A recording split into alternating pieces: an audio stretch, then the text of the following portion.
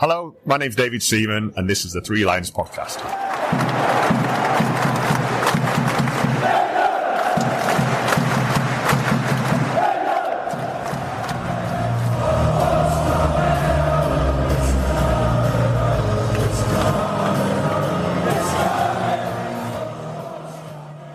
Hello and welcome to the Three Lions podcast. My name is Russell Osborne and this is an independent England football supporters podcast.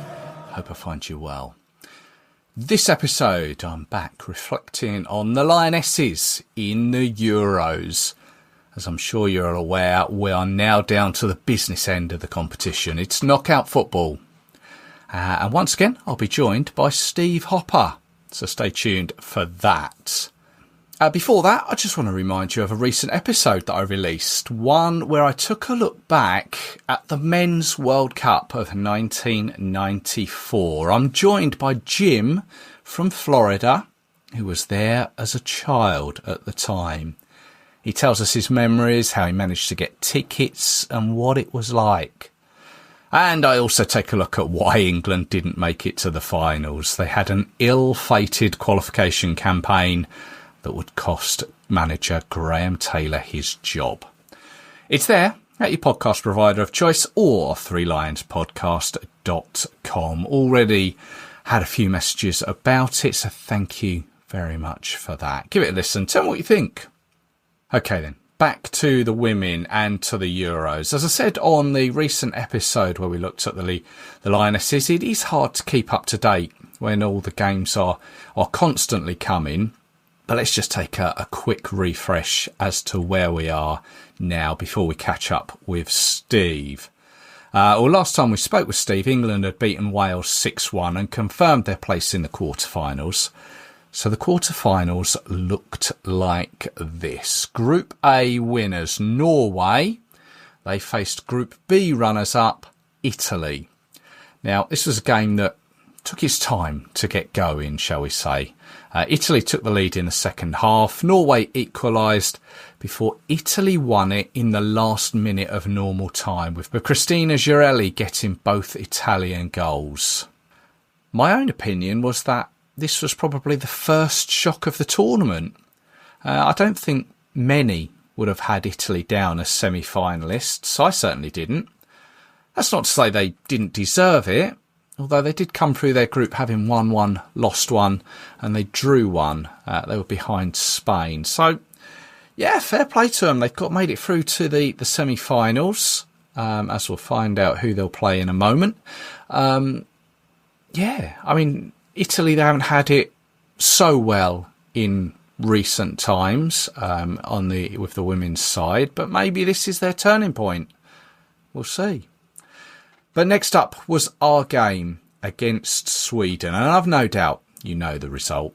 A draw 2-2 after extra time. They then won 3-2 on penalties. There's quite a bit to unpick, in all honesty. Sweden, frankly, were the better team right from the off and were 2 up after 25 minutes thanks to goals from Aslani and Blackstenius. They'll kick themselves for not putting it out of sight. Poor Jess Carter was being pulled all over the place at the back. But as I said on Twitter, she wasn't the only one. None of the team came out in the same mindset of the Swedes. And it took until the 70th minute for things to change our way. And just as Gareth Southgate had done just over a year ago, Sarina Wiegman made the changes. She decided to she threw the kitchen sink at it. On came Mead and Adjiman for Toon and Stanway. And 8 minutes later, Chloe Kelly for Lauren Hemp. Kelly changed the game, basically. She provided the cross for Bronze to head home. And then 103 seconds later, Adjiman equalises after once again Kelly had provided the cross into the box. I think it was the Lionesses Twitter account that said the 103 seconds between the oldest player scoring and the youngest player scoring. It was quite a physical game, it has to be said. Leah Williamson has picked up an ankle injury. How bad that will be, we will have to find out. Hannah Hampton took a blow to the nose. Lucy Bronze was seen taping her leg up. Extra time ensued, and then penalties. There's no denying it. It was a hard watch. Exciting to a point. And I understand why Hannah Hampton got a lot of the plaudits, especially those from the English media and the fans, especially after she replaced Mary Earps as England's number one. But I have to say, though, the Swedish keeper, Jennifer Falk, saved 4 of her penalties to Hampton's 2. And Falk herself had the chance to win the shootout, but she blazed her effort over the bar. Interestingly, her reaction after the match when speaking to a Swedish newspaper was the Swedish manager asked if I could do it. And then I said yes. I just thought I would take a few deep breaths and put it to the left, which I didn't do. It was effing crap. And then it was just about focusing on saving the next penalty. It's not sort of language. I mean, it's brutal and honest. It's not really the sort of language you'd expect to hear. It's not in an English newspaper, certainly, but yeah, she had the chance to win it and put Sweden through to the semi-finals, but it didn't happen. More efforts came and went before Lucy Bronze smashed hers straight down the middle, leaving Sweden's Holmberg to put hers high over. And Sweden were out, and England were on their way to the semi-finals once again. And as we'd learnt from last year, it's not how you do it, it's just getting through. And that's what the girls have done. But I have to say, the performance, it didn't surprise me. I've kind of seen that before. Against Spain recently, and then again against France at the beginning of the tournament. Italy will be a test. We don't want to make it harder than it should be.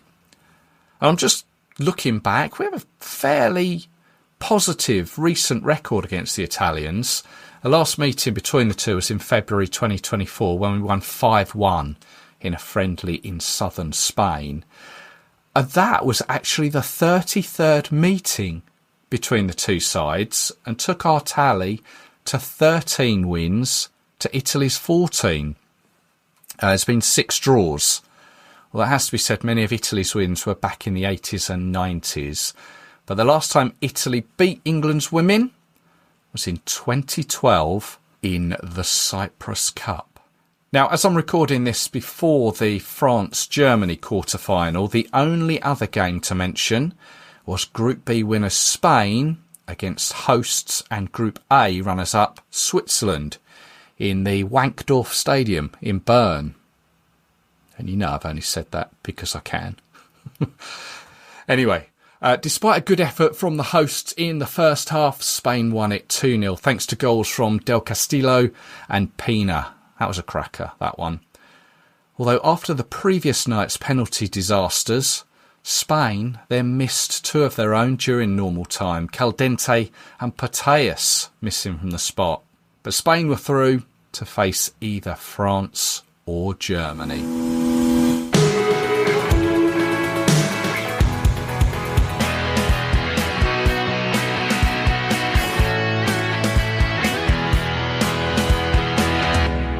Delighted to welcome back to the Three Lions podcast, Steve Hopper, who's been out in Switzerland reporting on the Lionesses and indeed the Welsh team as well. Steve, you all right?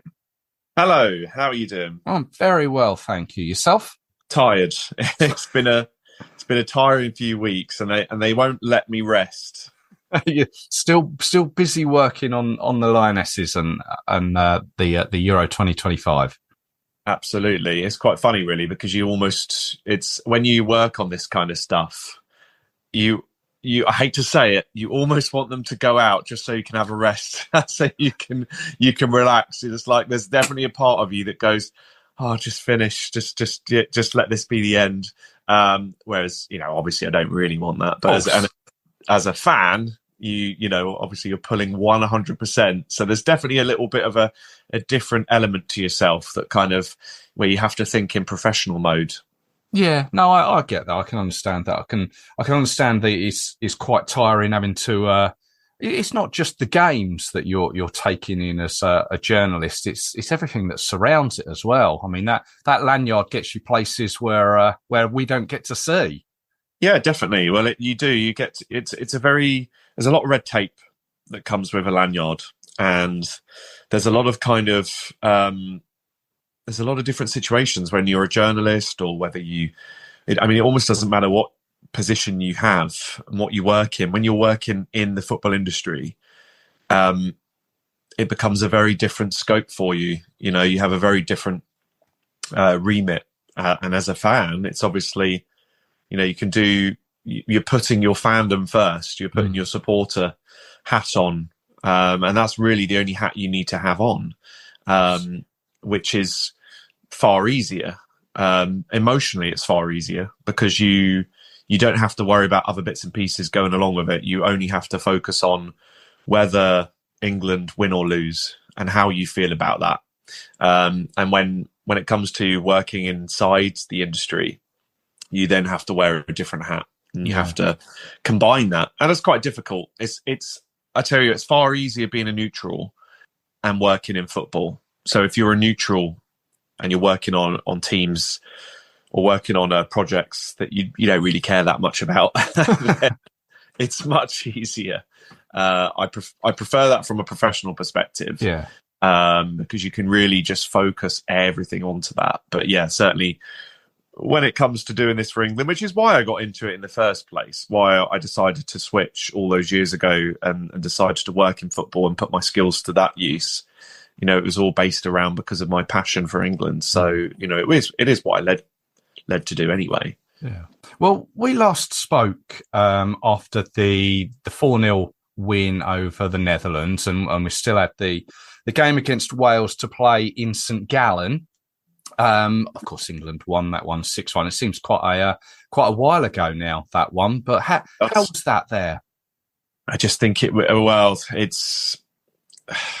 was such an expected result, wasn't it? I mean, you know, the dominant performance, it was always going to happen. I had no delusions of anything else occurring, to be honest. It was very clear to see where Wales sat in terms of their quality. And I think we spoke about last time in the previous podcast about perhaps the reasons why, the difference between weaker teams and stronger teams. And the gulf is so huge. Yeah, we saw the quality. It just wasn't there for Wales. It was nice that they were there. It was nice that they had their moments, and it was nice that they got a goal from that game. And of course, from the Welsh fans' perspective, great for them because they had an experience. But I think we have to be real in the sense that how much is that doing for women's football in terms of, you know, with that type of scoreline, with that type of demolition? Yeah. Is that helping women's football or is it hindering it? And I think that for me, it's more the latter. I think that when there is such a wide gulf between the big teams, the stronger teams and the weaker teams, and where there is no hope, I think it's a problem. And, you know, also the Welsh fans, they didn't, you know, and the Welsh team, they didn't fly out there and expect to be demolished, you know, massively and thrashed in all 3 games. Yeah. You know, they weren't there just to say, right, we're just making up the numbers. They were there. No, they'd earned their chance to get there, hadn't they? They had. Yeah. They were there to compete, but they couldn't compete, you know, because the quality was, the difference was so wide. So, you know, the fans enjoyed their experience. The Welsh fans, they enjoyed their experience out there, being the first time that they'd ever been out there for a major women's tournament. But yeah, of course they're going to expect more and they're going to want more. And why shouldn't they want more, you know? But there needs to be a lot of changes for that to happen. I think that will come, I'm sure, in time. They will learn from that experience. Likewise, the Poles, that was their first tournament, and they will learn. It's not just on the pitch; it's sort of how tournaments work as well, isn't it? We're fortunate as sort of Team England that they've been to so many tournaments, be it the women's or the men's, that they know how off the field things go to make things easier for the team on the pitch. Yeah, yes, there has to be some sort of professionalism, and obviously, as you quite rightly say, there's there's going to be, whenever you enter anything in life, whether it's football related or otherwise, and you go into something for the first time, you're obviously going to be working it out as you go. There's certain things you can't prepare for, and you can't prepare for the situation that you arrive into when it comes to a tournament. You can't prepare for, you can only do so much.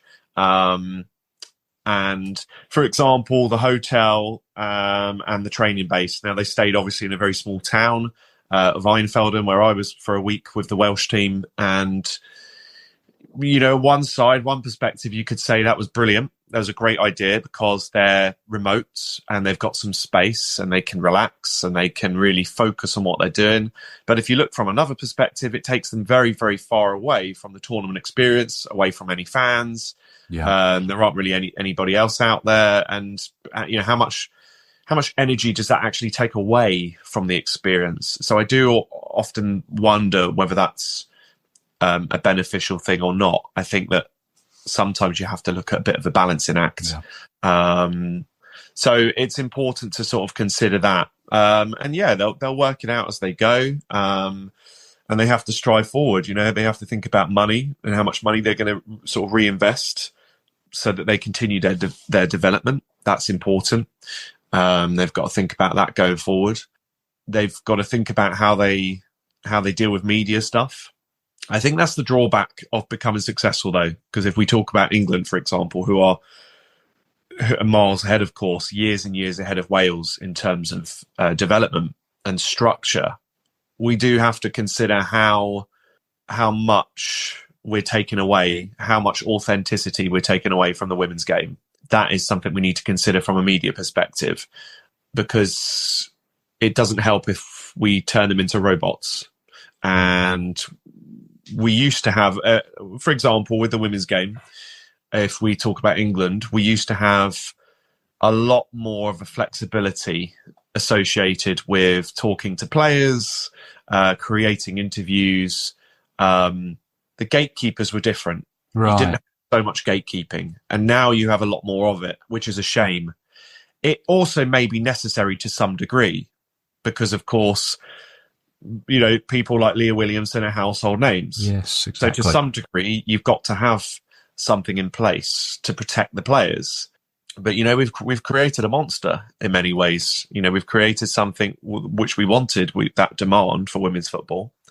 But we're also losing quite a lot, I think, in terms of the authenticity behind it. So we have to be very, very careful. Yeah. No, interesting take. And I can totally see that. Having seen, we can all see it, how it's grown, and from what it was to how it is now. Yeah, it's I mean, let's move on to the Sweden game, the quarterfinal. Obviously, England finished second in their group, made their way went back to Zurich, didn't they? For that quarterfinal against Sweden. And when we spoke last time, I thought, from what I'd seen, Sweden were going to be a severe test. They were going to be up there with France and the way that we took to that game. I kind of thought that the Dutch game and the Wales game were maybe, I don't want to say papering over cracks, but I thought that we needed that severe test, and Sweden gave it to us, and they came out the trap straight away, didn't they?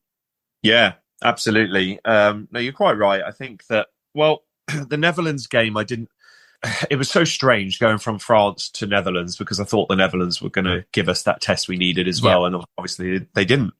And we've already talked about Wales. But yeah, Sweden have always been a test. They've always been a force in women's football.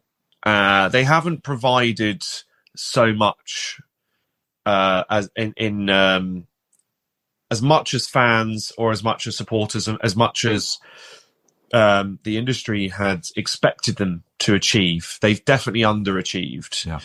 Sweden over the years in terms of their quality. They really should have won more tournaments, I think.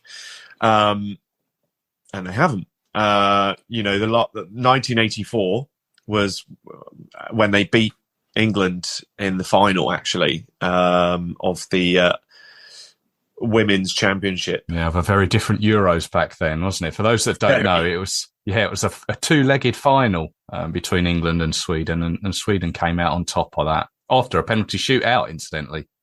Yeah, ironically. Yeah. And, so they've always been a force. And I feel that we were overlooking them. When you listen to people talk about England leading into that quarterfinal, there was so much talk about how great England were, how they got the best players in the world, reflecting on 2022, how we could go all the way and defend the championship. There was so much arrogance, I think, towards it. I heard a lot of arrogance almost, and this real almost definite article being placed. This will be the year that we defend it, and this will be the game where we move forward. Who are we going to play in the semi-final and all this? Oh, it's going to be Italy. Like there was a lot of stories out there that were talking as if we'd already achieved it, Dangerous. which wound me up quite a bit because that wasn't. You can never overlook a team like Sweden, and the fact that we beat them 4-0 in the semi-final created that type of narrative as well in the 2022 Euros. Yes. So, but you can't overlook a team like Sweden ever. There was too much talk about the past, too much talk about the 2022 championships, and like you said, they came out of the gates. They had revenge on their minds. That talk only instilled more motivation in them to say, right, let's go and prove them wrong.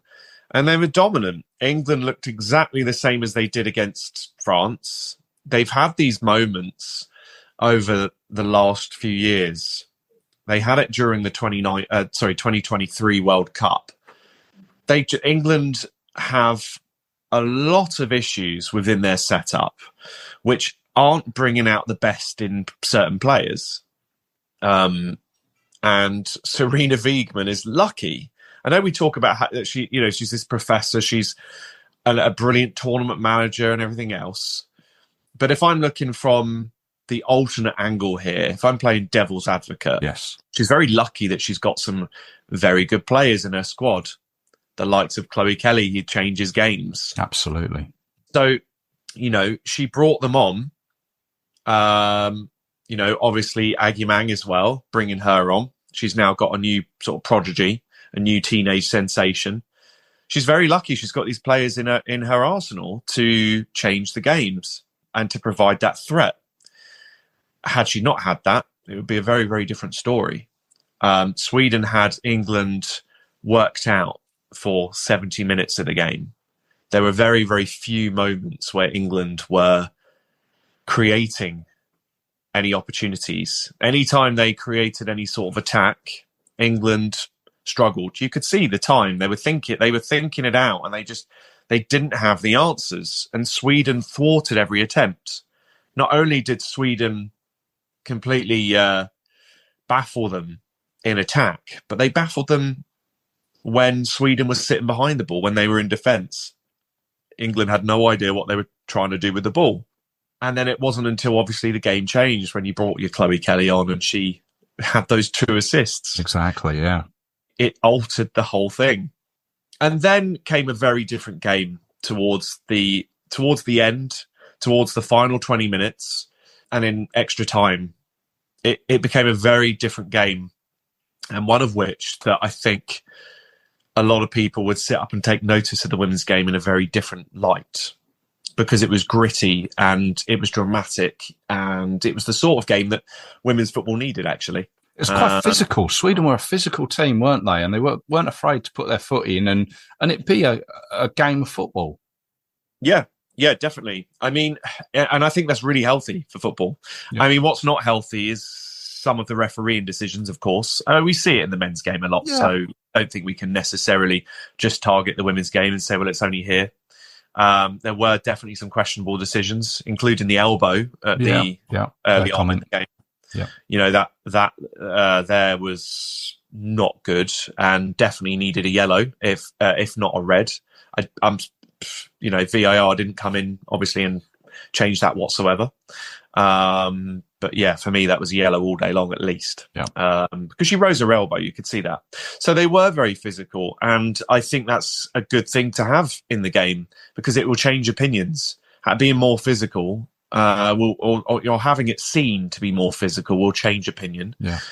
I think a lot of supporters of the men's game don't necessarily appreciate how physical the women's game can be at times. It definitely can be. Yeah. Maybe it's not as apparent. I'm not sure. I've definitely seen some physical games in my time covering women's football, but this one was really important. And yeah, it was like a war zone out there, where at times, which was just brilliant. And it was really they've been talking all tournament about playing proper English football, having the English way. That's what the team has been using. Serena Wiegman, like getting it, and that showed, and that's really good for fans to be able to see that. Yeah.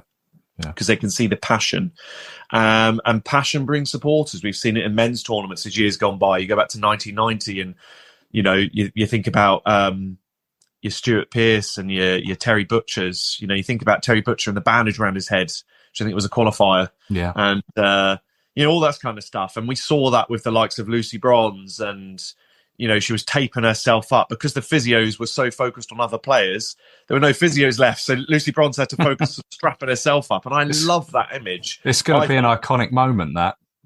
I thought it was absolutely brilliant because then you've got a lion heart or a lioness heart, I think we would call that. Yeah. And it was a really, really brilliant image. And you're right, that's going to go up. That should go down in history as one of those images, her strapping her own leg up. I just thought it was excellent. Hannah Hampton, who she had a couple of questionable moments in that game. There was the second goal for me. She probably should have done better at coming out. The second goal that Sweden scored. She certainly silenced any critics there, yeah. Proved that she is well deserving of her number one status.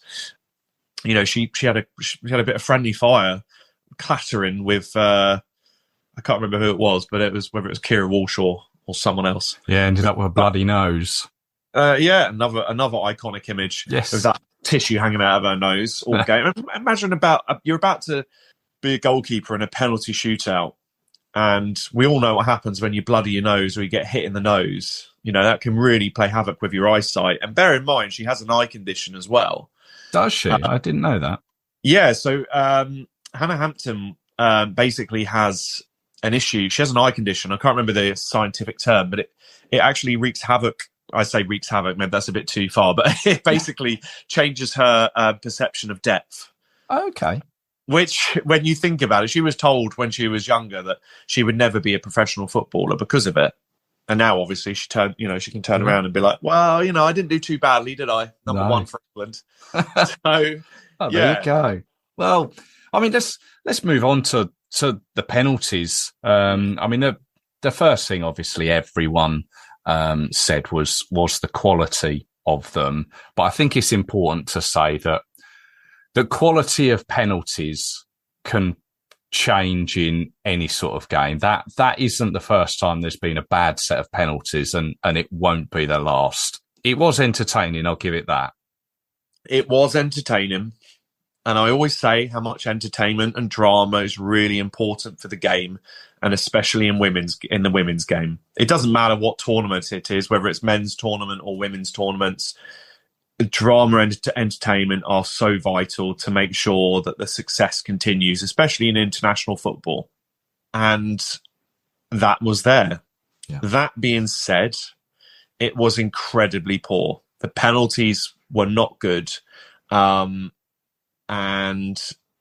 there obviously has been a lot of skepticism because of that. In many ways, it's a real shame that the penalties were poor, and they were so poor because it had come from a game that had been so dramatic and exciting. And, with the sort of, like I've already said, about having that war zone, a proper gladiatorial situation. And in a way, I think it may have undone that feeling towards women's football, because if it had ended there and someone had pinched a goal in extra time, I think that people might have looked back on it and gone, wow, that was actually very impressive. Look at how much they put their bodies through. Yeah, and instead instead we had a bit of a bitter taste afterwards, or certainly because it gave people, it gave the naysayers and the people that do criticize women's football, it gave them the opportunity to go, yeah, see, we told you so, look at how bad women's football is. So it became that image at the end, which is a real shame. And there is no getting away from the fact that the penalties were poor. They were. And you're absolutely right. I've seen men and women's games where penalties have been poor previously. I don't think I've seen a penalty shootout that has been worse than that in terms of both sides producing, at that level, at an international level. I don't recall a game in either men or women's football where the penalties were so bad. And again, that doesn't help because it's on the biggest stage. But we do need to think, we need to be a bit balanced with it. Psychology comes into play, energy comes into play. They played a long game. They put their bodies on the line. Of course, the penalties are going to be worse because of how much they put into the game, how much effort and energy they put in. So they're going to be exhausted. They're not going to be kicking a penalty like they would 90 minutes prior, or unless you're Lucy Bronze. Unless you're Lucy Who Bronze. rifled that one down the middle, yeah. or Chloe Kelly, but of course, Chloe Kelly obviously had a slightly less game time because she came on at 70 minutes or just after that, I think. And yeah, Lucy Bronze played the whole game. So unless you're Lucy Bronze, whose middle name is tough. Exactly. Literally. Yes.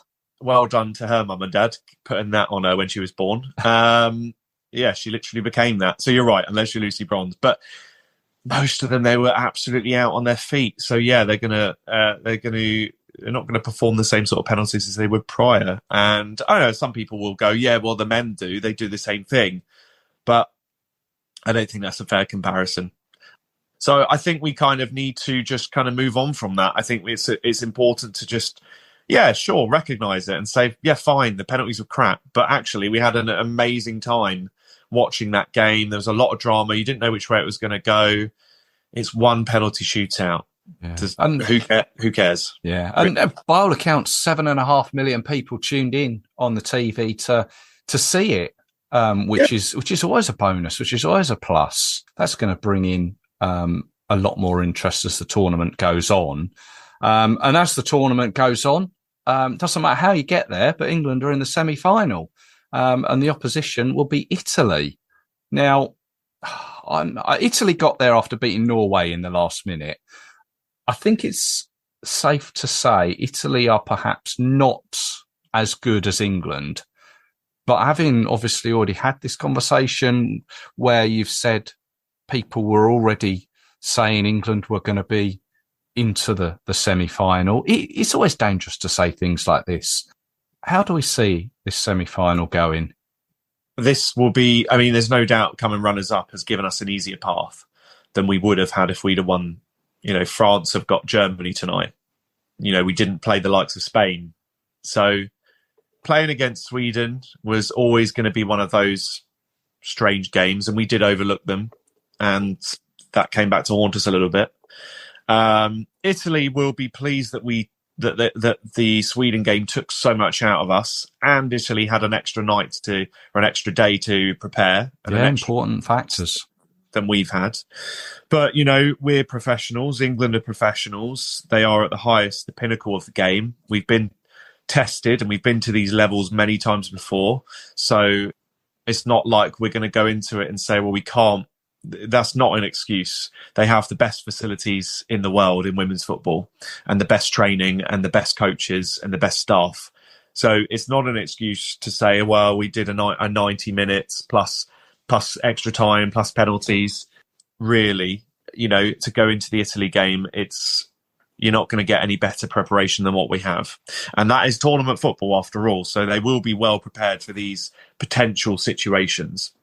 That being said, as I say, Italy will use that to their advantage as much as possible because they will need that. Italy are the underdogs. They are, I think they're 10th in the world or something like that, 11th in the world. I can't remember exactly. Might be even less than that, actually. But they are underdogs. Italy are the underdogs in this game, no doubt about it. They don't pose as much of a threat as Sweden do in attack or in fluidity. they've done very well to get here. They are a rising force in women's football. Not the same monster that they are in the men's game, but they are definitely a rising force, and they are developing. And this is a really good opportunity for them to go that one step further. And you cannot overlook any side. It doesn't matter where they are in tournament football, especially when it comes to a knockout stage like a semi-final. You can't overlook them because they've got themselves there. So it's very important to recognise that status. The England team will no doubt consider that. You know, I mentioned about the arrogancy. I don't necessarily think it comes from the team. No. That arrogancy. I think it's more us as fans, media, and so on. It's the outside noise that are generally the arrogant ones, the ones that overlook.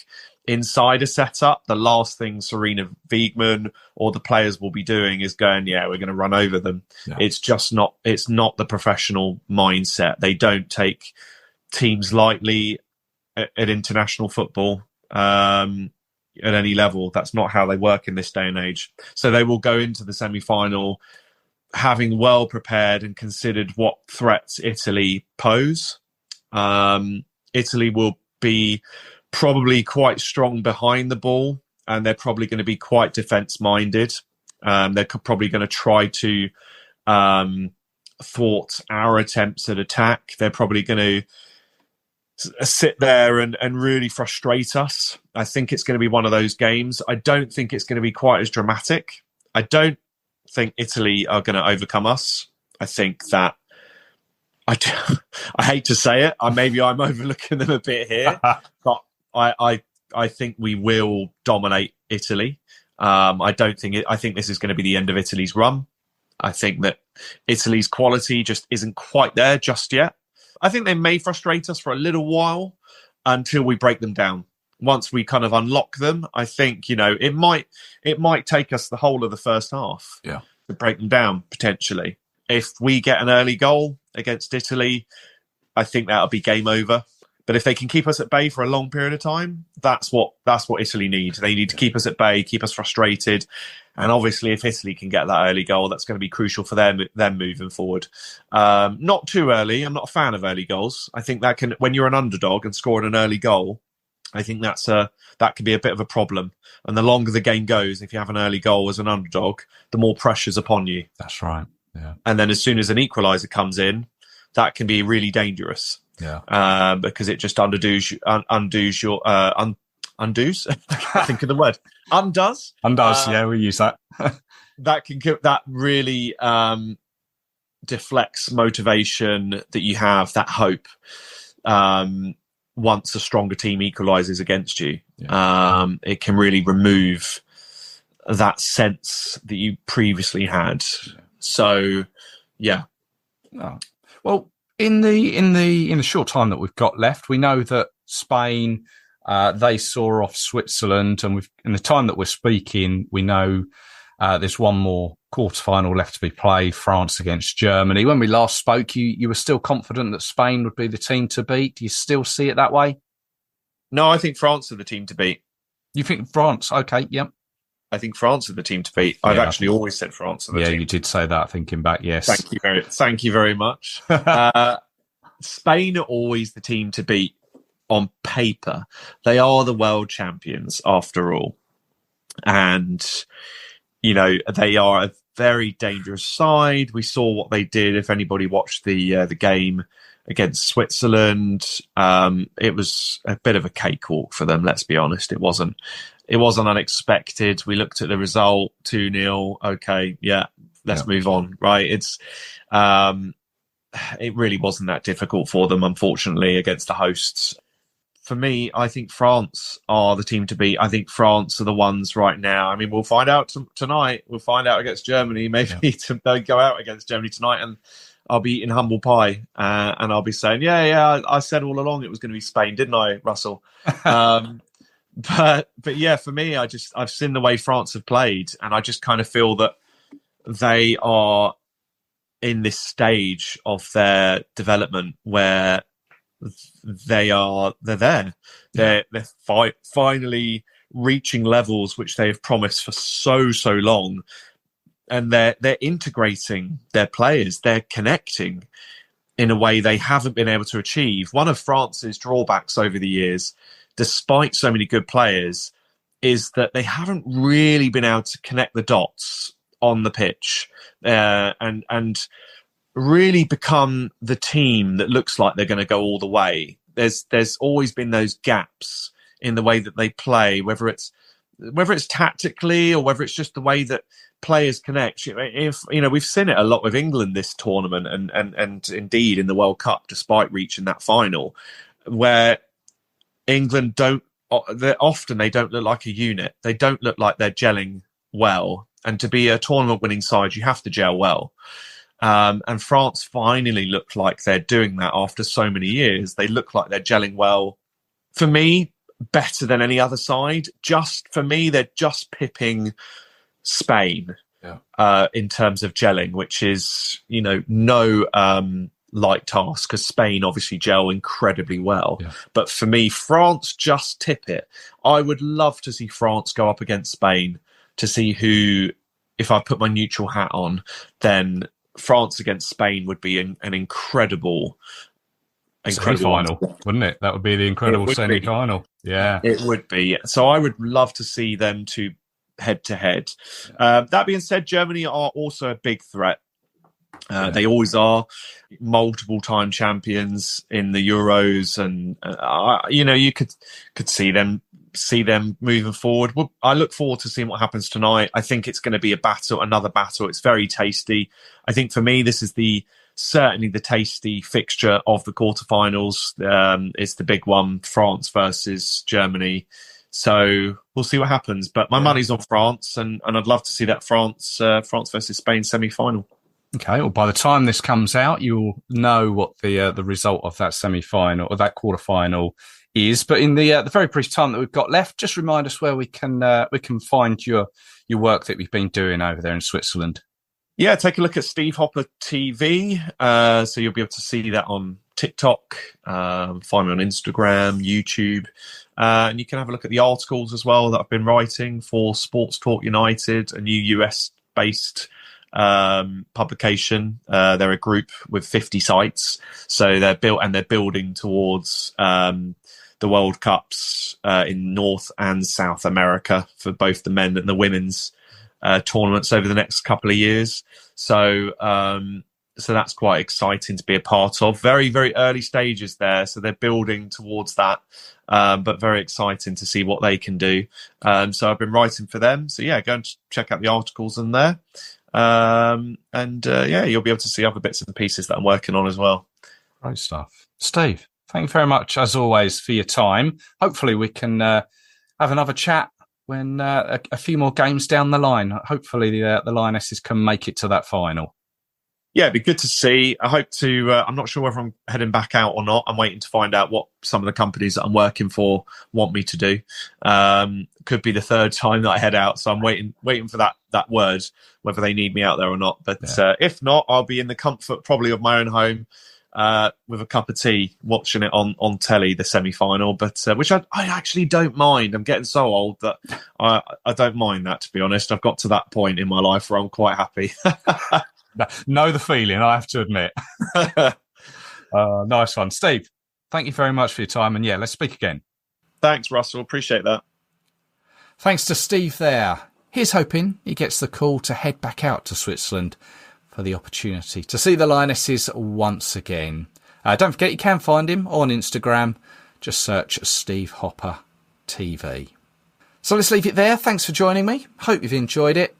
I'll be back with you once again very soon with some more England-related content. So until then, take care of yourselves. Cheers.